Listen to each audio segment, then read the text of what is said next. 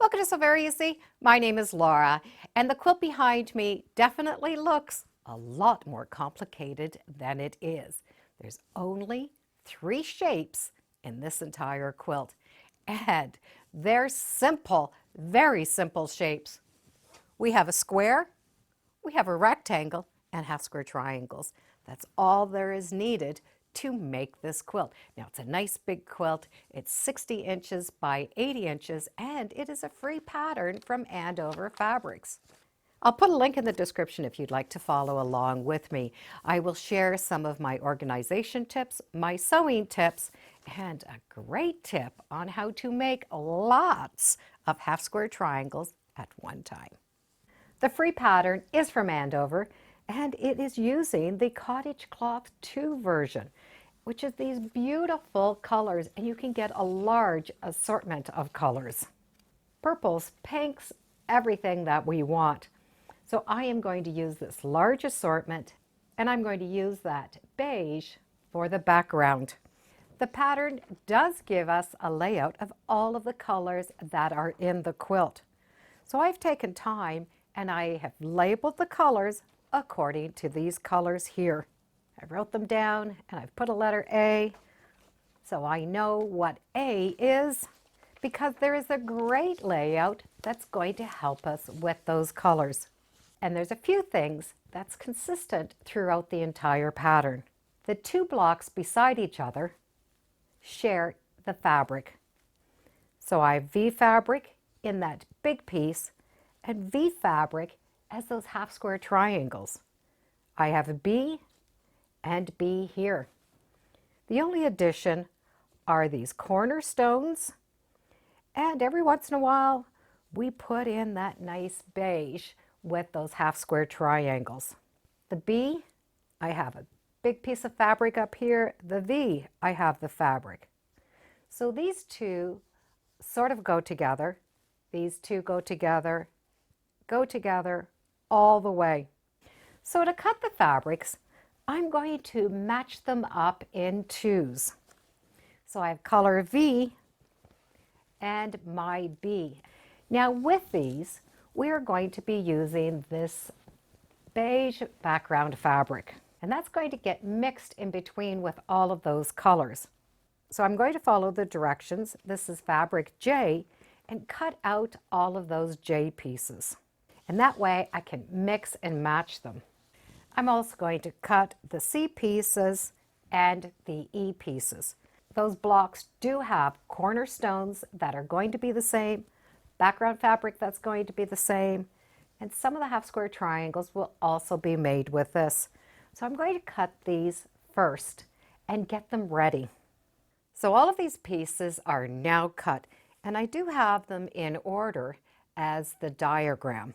So each little bundle will do one of these squares and that top long piece. Now I do want to keep them organized, so I did label the back of that large square. You can see I just used a little chalk marker, and I have the letter V to match that first one. So now I can just pick this up, bring it to the machine, and sew each square. For each square, we are going to be making these half square triangles. So we're going to have a total of 12, so we need 6 of the one color and 6 of the other. And we're going to do these in the traditional way, match those 2 pieces together, draw a line from corner to corner, and stitch on each side of that line at a scant 1/4 inch. When I cut that apart and open it, it's going to give me 2 half square triangles.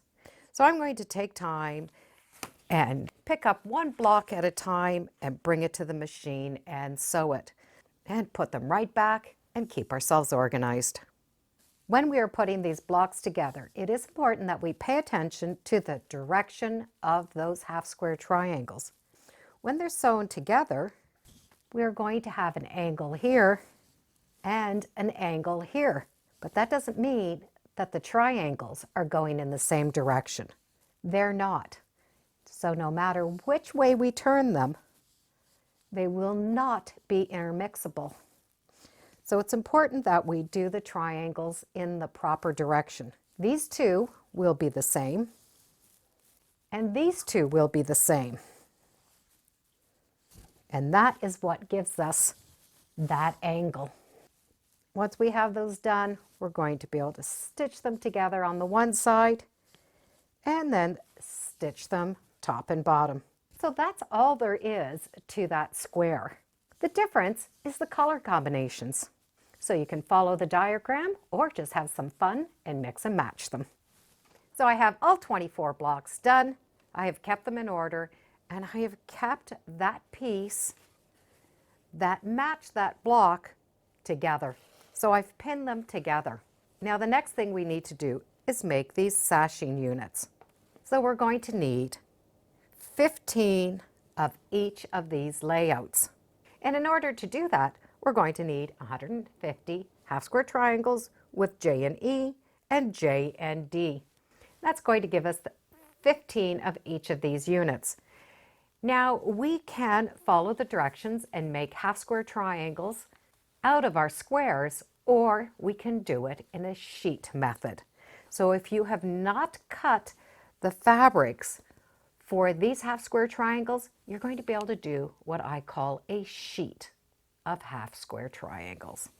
And to do that, what we're going to do is draw our cutting lines instead of cutting our cutting lines. We normally cut long strips of fabric, and in my case, I'm cutting them at 3 inches. And then we take those long strips of fabric and we subcut them into 3-inch squares. Draw the lines, go to the machine, stitch, trim, flip, and trim. Well, we can do it on one big piece of fabric without having to go and cut them first. And this method will work with any half square triangle. You just need to know how many squares are you going to cut out.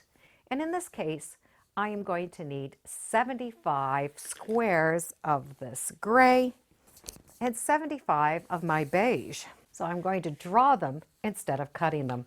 My squares are drawn on. They're all 3-inch squares. The same measurement that you want to do your half square triangle to start with is what the size of these squares are going to be. Now when we do a traditional half square triangle, we draw a line from center to center so that we can stitch on each side.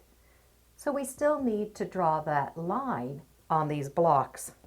But we are going to be able to draw the line from one side all the way to the other. And I'm going through all of those squares at one time. That really saves a lot of time. That is all I need for those grid lines. Each one of those squares represents a square that you would have cut out. Once that one side is gridded, we're going to be able to match up our fabrics. I still have my right sides touching, and I like to pin in that long channel. That way, as I'm stitching on each side of this line, I do not need to stop and remove the pins. And then just go to the machine and stitch on both sides of those lines. From here, we're going to be able to cut out our half square triangles. All of these lines are cutting lines. So we can cut these all out and have our squares and then just finish them like we would normally. Or we can cut them on the diagonal. And when we do that, you're going to be able to see your triangular shapes. And you're going to be able to cut on one side, the second, just flip as you were cutting. And what we want to do is take that line from corner to corner and put it on that seam that we stitched. So we do have a little bit of that 1/4 inch sticking out. Now we're going to be able to trim that out. And you can cut off those dog ears. Once that one is done, rotate and do the next one. We are always having that center line on the stitching line. Now if you don't have a small square, you can use a large ruler, even a large square ruler. What we're going to be doing is looking for the 2.5 inch mark. 2.5 inch and 2.5 inch. So I'm going to be putting my stitching line from that point over. So what it is doing is that 2.5 inch mark is pointing to the stitching line. It's sort of saying, here I am, here is the 2.5-inch mark. And trim. So we can either do it the strip way or the square way, whatever you feel comfortable doing. But when you do open them up, you're going to have the 2.5-inch squares. Now that these are done, we are going to be able to put together these units. Once these little A and B pieces are done, we're going to be able to put the quilt together. They have us put the quilt together with those top pieces all done in a row. A and B is all done in a row. And then we add those blocks. So we're going row by row. So I'm going to do this as one row, another, another, and another. And then that last row will just have A and B right along the bottom. Now there's one more thing that I would recommend to do while we have the sewing machine out and ready, and that is to do one row of stitching all the way around the quilt. We do have a lot of these seams that do not have an ending, like a border. So if we don't get to quilting it right away, those seams can have a tendency to pull apart, and then we'd have to go back and restitch them.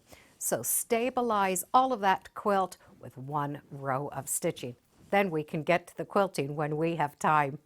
Now this is a large quilt. It's 60 by 80 inches. There's only 3 different shapes.